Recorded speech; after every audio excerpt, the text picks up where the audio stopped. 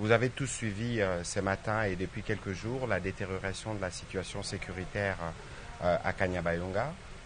dans les territoires de Lubero, province du Nord Kivu. Le président de la République a donc convoqué cette réunion du Conseil supérieur de la défense élargie pour faire le point général de la situation. Évidemment que nous avons parlé de la situation opérationnelle du pays de manière générale dans toutes les trois zones de défense, mais il y a eu un accent particulier qui a été mis sur les événements de Kanyabayonga. Après près de 3 heures des discussions et un tour d'horizon avec les différentes autorités militaires, des perspectives et des mesures ont été proposées au président de la République pour que les forces armées de la République démocratique du Congo puissent très rapidement remettre de l'ordre dans cette partie du pays et reprendre certaines autres localités qui ont été occupées par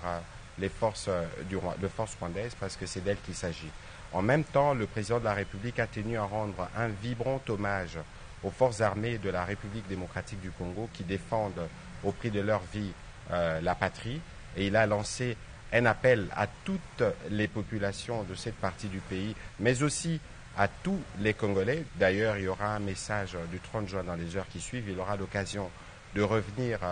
sur ce que nous tous, nous devons avoir comme attitude en ces moments pour nous assurer que partout où nous sommes, nous faisons d'abord preuve de solidarité pour toutes les populations et les compatriotes qui sont touchés directement par ces événements, mais aussi la nécessité pour nous de veiller à la préservation de la patrie. Il est donc important que dans ces contextes, que les Congolais se méfient de tout ce qu'ils lisent sur les réseaux sociaux